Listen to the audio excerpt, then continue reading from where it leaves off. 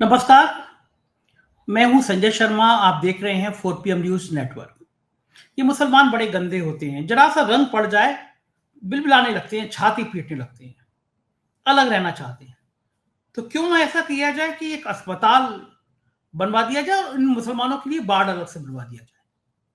आप सोच रहे होंगे कि मुझे आज क्या हो गया, मैं गोदी मीडिया की ये नफरती भाषा क्यों बोलने लगा। तो ये नफरती भाषा मेरी नहीं है, ये उस इंसान की है जिसको आप चुनते हैं, हाउस से भेजते हैं कि वो आपके भले के लिए, प्रदेश के लिए एक नियम कायदे कानून बनाएगा, मदद करेगा।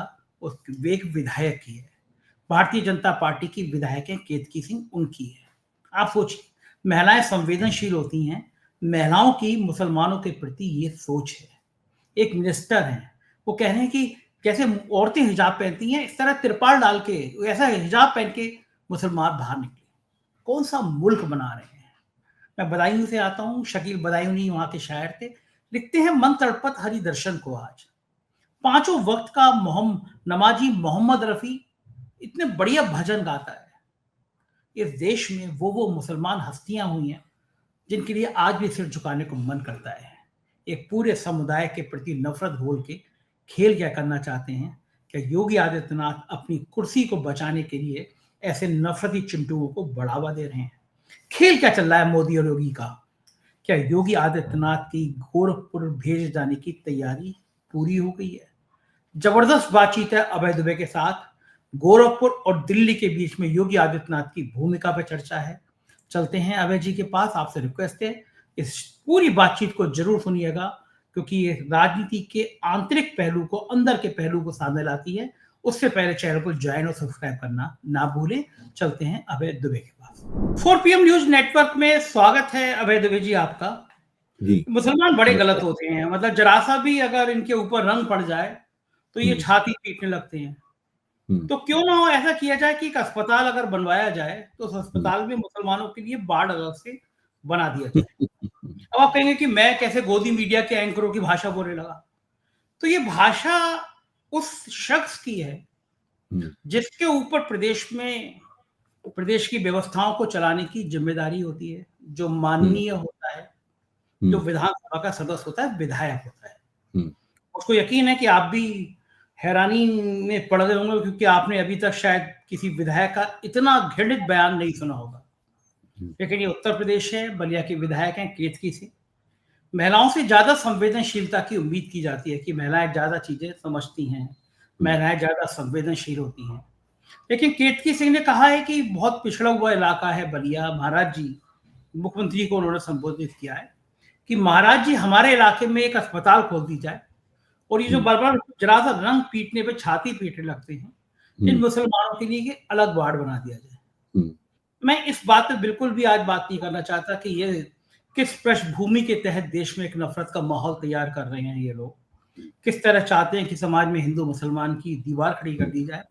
मैं आपसे ये समझना चाहता हूं कि इस तरह की व्यवस्था क्यों नहीं होती कि जो इस तरह की नफरती भाषा बोल रहे हैं, ये तो सीधा सीधा एक समुदाय को एक धमकाना है, उसको अपमानित करना है।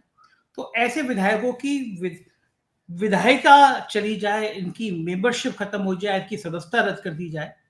सुप्रीम कोर्ट स्वतः संज्ञान लेके ऐसी बात क्यों नहीं पहल करता? ऐसा नहीं है कि सुप्रीम कोर्ट के जज टीवी नहीं देखते, सोशल मीडिया पे तंगा मारा वो नहीं देखते।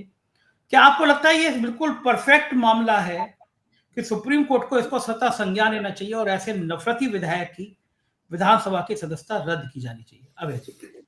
संजय जी, सुप्रीम कोर्ट स्वतः संज्ञान लेगा कि नहीं लेगा, हाई कोर्ट स्वतः संज्ञान लेगा कि नहीं लेगा, ये तो मुझे नहीं पता। लेकिन इसका मुझे पक्का यकीन है कि मुख्यमंत्री आदित्यनाथ जी इसका तुरंत संज्ञान लेंगे। उन्होंने संज्ञान ले लिया होगा और उन विधायिका महोदय को अपनी प्राथमिकता सूची में शीर्ष पर दर्ज कर दिया होगा। अब विधायिका महोदय की प्रतियोगिता संभल के सीओ से है। मुख्यमंत्री का ध्यान आकर्षित करने में जितने संभल के सीईओ सफल रहे हैं, उससे भी ज्यादा शायद अब ये विधायिका सफल हो गई हैं, क्योंकि संभल के सीईओ का बयान पढ़कर हिटलर के फासिज्म की याद नहीं आती है, लेकिन इन विधायिका का बयान सुनकर हिटलर के फासिज्म की याद आती है। क्या किया था हिटलर ने? हिटलर ने यह किया था कि हर यहूदी को एक खास तरह का चिन्ह लगाकर चलना होगा। उसके लिए हर इलाके अलग अलग कर दिए गए थे, सब जगह। जिस तरह वो कह रही हैं कि एक अस्पताल में मुसलमानों के लिए अलग वार्ड निर्धारित कर दिया जाए, उसी तरीके से वहां भी किया गया था।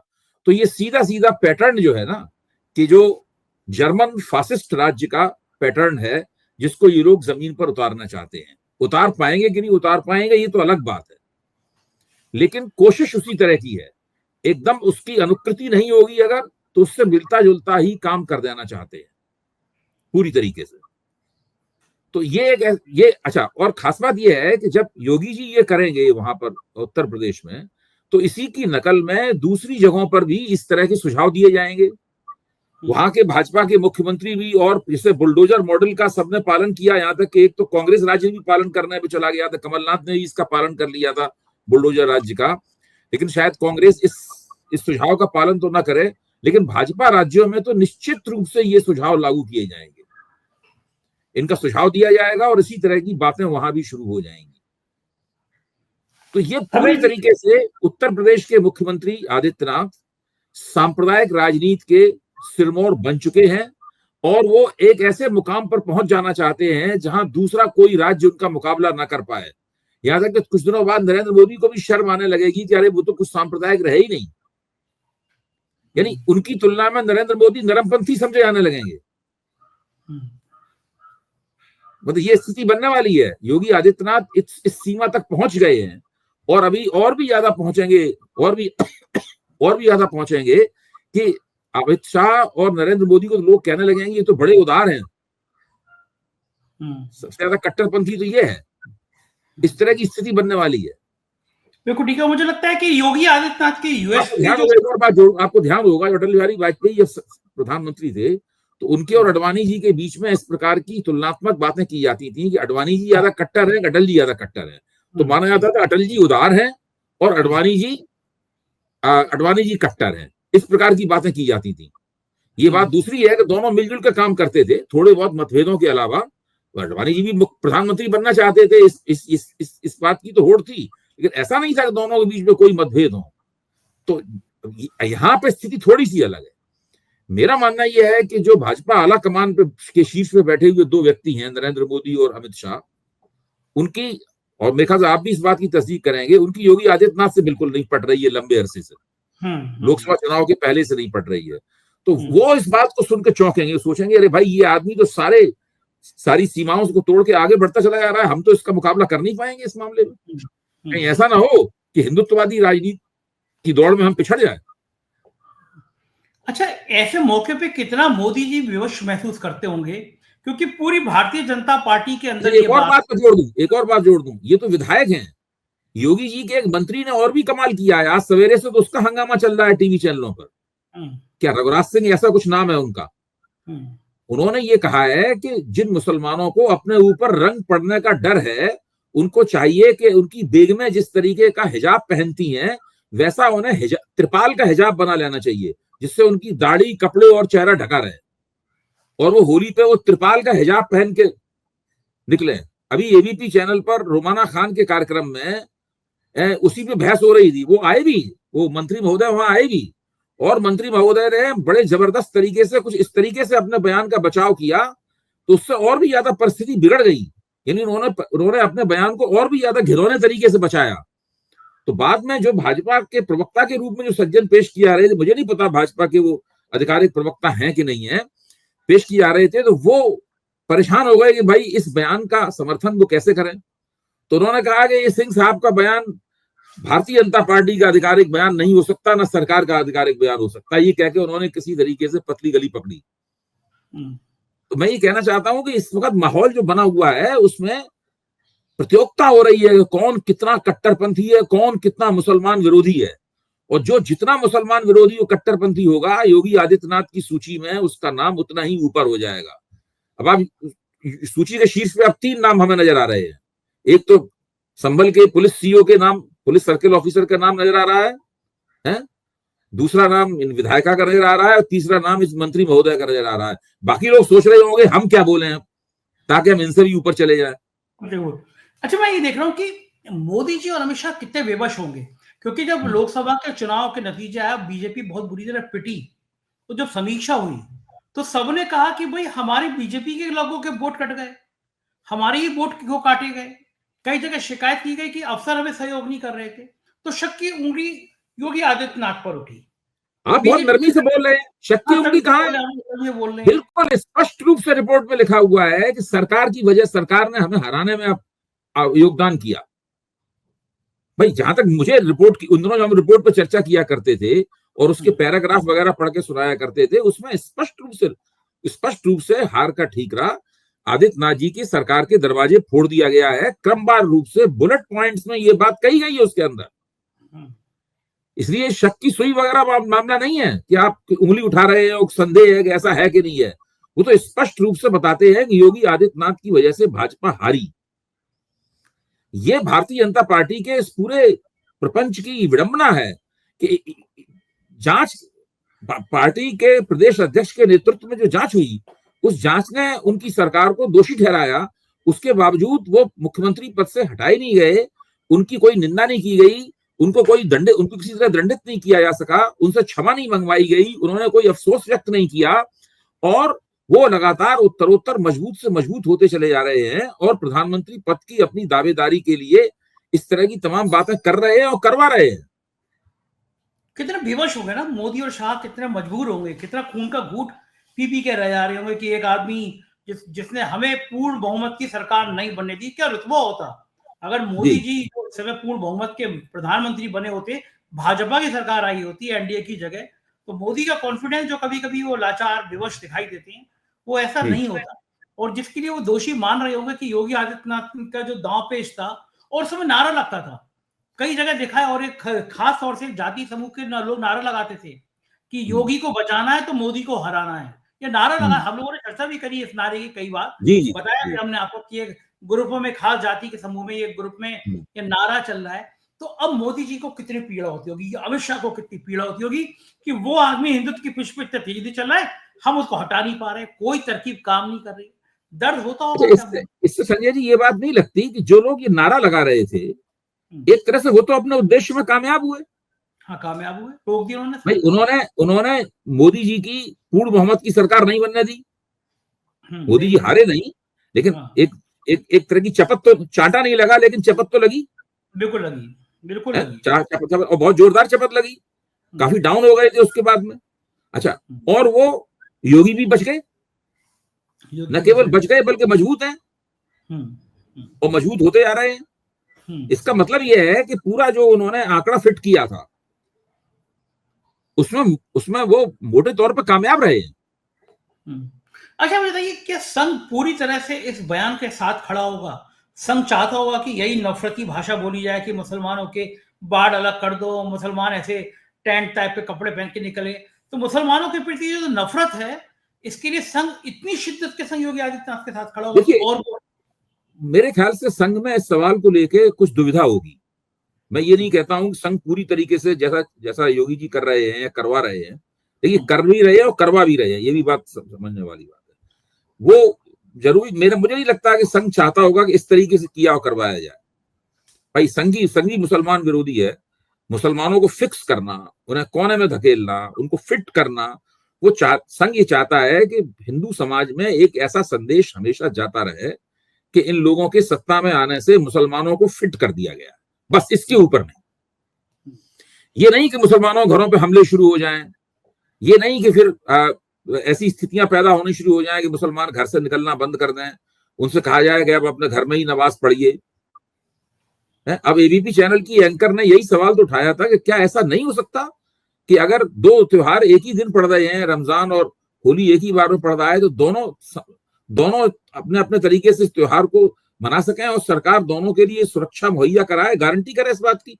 क्या ये नहीं हो सकता? और सरकार का काम क्या है? ठीक बात है, बिल्कुल। हाँ, तो यहाँ पर क्या है कि ये जो जिस तरीके का उत्तर प्रदेश में हो रहा है, मुझे लगता है कहीं ना कहीं संघ भी सोच रहा है कि ये मामला थोड़ा हाथ से निकलता जा रहा है। और योगी आदित्यनाथ जी के बारे में माना भी जाता है उनका कुछ कर सकते नहीं, तो योगी आदित्यनाथ तो विशुद्ध रूप से उन्हीं की देन है। वो कहा जाता है ना कि सब कुछ उन्हीं की देन है, वैसे तो सब कुछ उन्हीं की देन है, मोदी और अमित शाह भी उन्हीं की देन है, लेकिन योगी आदित्यनाथ उनकी सबसे ताजा और सबसे ज्यादा आक्रामक और सबसे ज्यादा नाखुशगवार सबसे ज्यादा अरुचिकर और शिष्ट दैन अगर कोई है तो योगी आदित्यनाथ है। अभी जी बड़ी बड़ी कंपटीशन है योगी आदित्यनाथ में और हेमंत बिस्वा शर्मा में कि कौन इस पिच पर कितनी नफरती लाइन बड़ी कर सकता है, कौन ज्यादा क्लिक कर सकता है। और मुझे लगता है बिस्वा शर्मा जी पीछे छूट गए योगी आदित्यनाथ के मुकाबले में। तो संघ को लग रहा होगा या भाजपा को लग रहा होगा कि उसके अंदर ऐसे ऐसे नेता, वो बिहार वाले गिरिराज जी मंत्री जी जो बात बात में पाकिस्तान भेज देते थे, आजकल वो हाशिए पे चले गए हैं। ये जो नया उफान हुआ है, नई पीढ़ी का उफान हुआ है उन्मादी भाषा बोलने में, क्या लगता है और भी मुख्यमंत्री अब इस दौड़ में शामिल होंगे बीजेपी? तो मुझे तो लगता है आपने गिरिराज सिंह का नाम लिया, वास्तव में आपने सही जगह उंगली रखी। गिरिराज सिंह भी परेशान होंगे कि भाई हम क्या करें, वो नए नए तरीके सोच रहे होंगे कि इनसे आगे बढ़ के वो कैसे बोले। असल में हुआ यह है कि जो लोग कांग्रेस से गए हैं बीजेपी में नरेंद्र मोदी के जमाने में, जो लोग कांग्रेस से बीजेपी में गए हैं, उन लोगों वो बिल्कुल नए मुसलमानों की तरह व्यवहार कर रहे हैं, बहुत ज्यादा प्याज खाता है वो उस तरीके से व्यवहार। हेमंत बिस्वा शर्मा उन्हीं में है, शुभेंदु अधिकारी भी उसमें है। अच्छा, और तो और संजय निषाद भी वही भाषा बोलने लगे हैं। अभी संजय निषाद का मैंने एक वक्तव्य देखा है, जिन लोगों को इस होली खेलने पे आपत्ति है वो देश छोड़ के चले जाएं, वो भी ये भाषा बोलने लगे हैं। और ये बहुजन राजनीति से आए हैं संजय निषाद तो। और मजे की बात ये, कुछ समय पहले संजय निषाद कह रहे थे कि भगवान राम दशरथ के पुत्र ही नहीं थे, वो तो निषाद समाज से वो जोड़ रहे थे। मतलब बवाल मच गया था। तो संजय निषाद मंत्री बने तो इंटरव्यू वायरल हुआ। आप सोचिए एक ऐसा नेता जो ये कह रहा है कि भगवान राम दशरथ के पुत्र ही नहीं है, वो योगी सरकार में कैबिनेट मिनिस्टर है। जो ना करा दे कुर्सी, वहां पे भगवान का मंदिर भी मायने नहीं रखता। अब आप इससे कल्पना कीजिए कि वक्त कितना बदल गया है। जो एनडीए बनाया था अटल बिहारी वाजपेयी और लालकृष्ण आडवाणी ने, तो उस एनडीए में नीतीश कुमार थे, उसमें रामविलास पासवान थे, उस एनडीए में जॉर्ज फर्नांडिस थे, ये सब लोग थे उस एनडीए में। जॉर्ज फर्नांडिस तो उसके संयोजक हुआ करते थे उस एनडीए के। और उसमें नीतीश कुमार को जब नरेंद्र मोदी को बनाया गया प्रधानमंत्री पद का उम्मीदवार, नीतीश कुमार ने एनडीए छोड़ दिया उसके विरोध में। जब 2002 में वहां पर गुजरात के अंदर जब मुसलमान विरोधी हिंसा हुई तो रामविलास पासवान ने नाराज होकर मंत्री पद छोड़ दिया था। उस वक्त जो गैर भाजपा तत्व तो भाजपा के साथ आते थे गठजोड़ बनाने के लिए, उनकी शर्तें होती थी, हम आपकी सांप्रदायिक राजनीति में भागीदारी नहीं करेंगे। मैं प्रतीक के तौर पे ही कह रहा हूं। आजकल क्या है कि आजकल जितने लोग आते हैं वो भाजपाइयों और आरएसएस वालों से भी ज्यादा उत्साह से सांप्रदायिक राजनीति में भागीदारी कर रहे हैं, चाहे वो एनडीए के हों, चाहे वो कांग्रेस से आए हों, चाहे वो छोटी पार्टियों से आए हों। ये स्थिति हो गई है। यानी नेशनल भाजपा नहीं, नेशनल डेमोक्रेटिक अलायंस का सांप्रदायिकीकरण कंप्लीट हो गया है, संपूर्ण हो गया है उसका सांप्रदायिकरण। हर व्यक्ति उसमें मुसलमान विरोधी है, हर व्यक्ति सांप्रदायिक कार्ड खोल के नंगा होकर खेल रहा है, उसे कोई किसी तरह का कोई संकोच नहीं है। अच्छा, इसके अंदर एक बहुत बड़ा खतरा है, हम लोग इस खतरे पर आगे भी विचार करते रहेंगे। वो खतरा ये है कि कोई चीज जब हद से ज्यादा आगे बढ़ जाती है तो समाज में उसके प्रति अरुचि पैदा हो जाती है। बिल्कुल ठीक कह रहा है, बिल्कुल सही कह रहा है। इस मामले में योगी आदित्यनाथ जो कर रहे हैं और करवा रहे हैं, और उनके देखा देखी और दूसरे लोग भी करेंगे, उससे एक ऐसी स्थिति पैदा होगी जिससे वोटर लोग जो है ना, इन लोगों को वोट नहीं देंगे। बस इसके जवाब में ये तो बात सही है कि जो कट्टरपंथी तत्व है वो और भी ज्यादा कट्टर होकर इनके साथ मजबूती से जुड़ जाएंगे, और भी ज्यादा वो जहर उग लेंगे, और भी ज्यादा घृणित राजनीति का प्रचार प्रसार करेंगे। लेकिन सामान्य भारतीय जो संख्या में बहुत ज्यादा है उनके मुकाबले, उनका एक अच्छा खासा हिस्सा इनसे अलग हो जाएगा। इसका मैं आपको उदाहरण देता हूं, ऐतिहासिक उदाहरण देता हूं।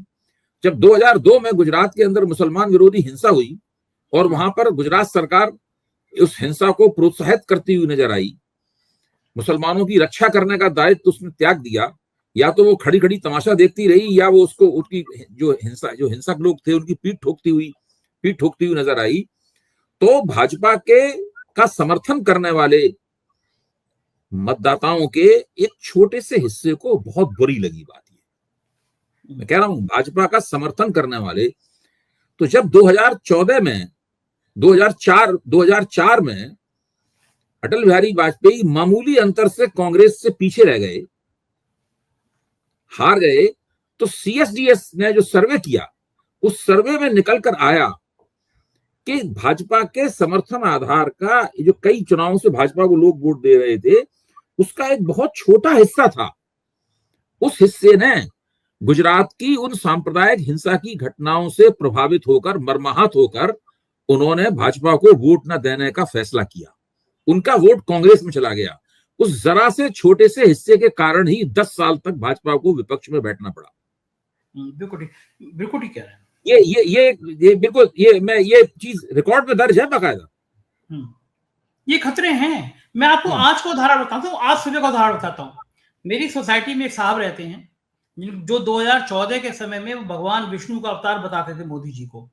घनघोर संघ के समर्थक हैं, हिंदुत्ववादी राजनीति के समर्थक हैं।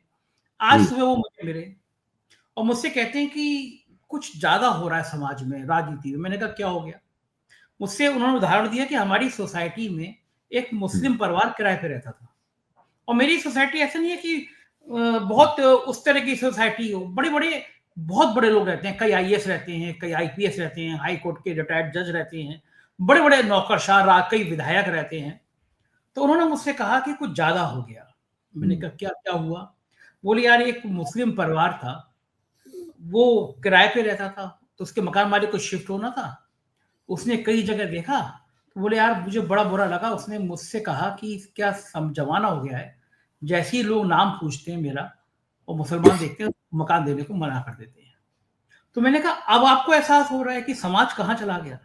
बोले नहीं, आज पहली बार मुझे लग रहा है कि ये तो हमारे संगी रहते थे, कितने अच्छे विचार थे, हमें बुलाते थे ईद पे। तो मैंने कहा इस देश की परंपरा ये रही है कि ईद पे सेवैयां दीवा हिंदुओं के घर बनती थी और होली मुसलमानों के यहाँ खेली जाती थी। ये परंपरा रही है, राम रहीम रहमान के रहे हैं। मैं बदायूं से आता हूँ, शकील बदायूं ने तो ये तो गाया था, मन तड़पत हरि दर्शन को आ। 5 वक्त का नमाज पढ़ने वाला मोहम्मद रफी कितने बढ़िया भजन गाया करता था। लेकिन आप जो कह रहे हैं, आज उसको भी डरता, उस शख्स को भी डरता कि यहां तक नफरत आ गई कि लोग पढ़ी लिखी बड़ी सोसाइटी में भी लोग मुसलमान होने के नाम पर मकान देने को तैयार नहीं है कि मुसलमान है। समाज में ये नफरत, आप जो आप कह रहे हैं कि ये लाइन बड़ी हो सकती है कि लोग कह रहे हैं यार ये तो कुछ ज्यादा ही कर रहे हैं। देखिए, आप जो बात कह रहे हैं और मैं जो सर्वे आधारित जो नतीजे आपको आपके सामने पेश किया था, मैं आपको एक और बहुत ताजा उदाहरण देता हूं। अभी हिंदुस्तान और पाकिस्तान का मैच हुआ है, जिसमें हिंदुस्तान ने पाकिस्तान को बुरी तरह हरा दिया। मेरा कहना है कि भारत ने पहले पाकिस्तान को हराया, फिर ऑस्ट्रेलिया को हराया, फिर न्यूजीलैंड को हरा के चैंपियंस ट्रॉफी जीती। एक पाकिस्तानी क्रिकेट चैनल है, इसमें सिर्फ क्रिकेट के बारे में बड़े मनोरंजक तरीके से चर्चा होती है। वो पूर्व भारतीय क्रिकेटरों को और पूर्व पाकिस्तानी क्रिकेटरों को वहां बैठाते हैं वहां पर।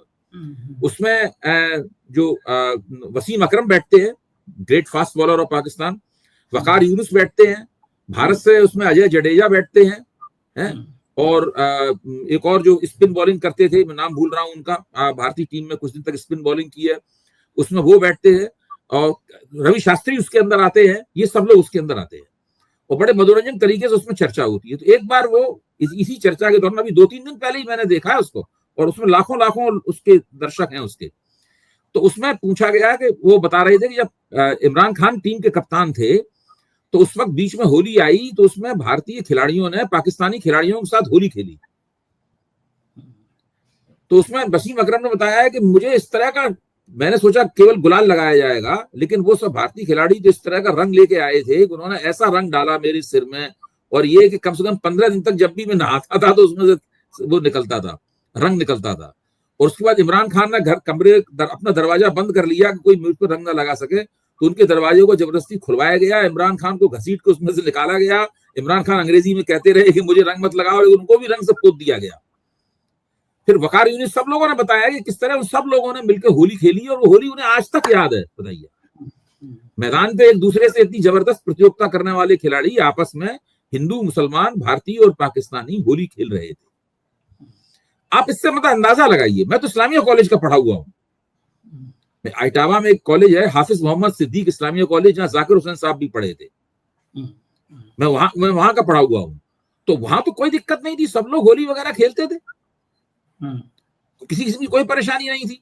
ना होली खेलने के लिए किसी से इजाजत लेनी पड़ती थी, कुछ नहीं। हमारे प्रिंसिपल थे अमानुल्लाह खान शेरवानी, जो लंदन से पढ़ के आए थे। तो ये इन लोगों ने जो माहौल बनाया है, योगी और उनके लोगों ने, और राष्ट्रीय स्वयंसेवक संघ को इस तरह का डिस्कोर्स बहुत पसंद भी है, चूंकि उसको लग रहा है इससे कुछ राजनीतिक नुकसान हो जाएगा, इसलिए वो थोड़ा सा बेचैन है, वरना आमतौर पर वैसे उस डिस्कोर्स से कोई दिक्कत नहीं है। ये जो माहौल बनाया है, इस माहौल के फलितार्थ क्या होंगे? योगी जी समझते हैं कि उनके वोट बढ़ रहे हैं।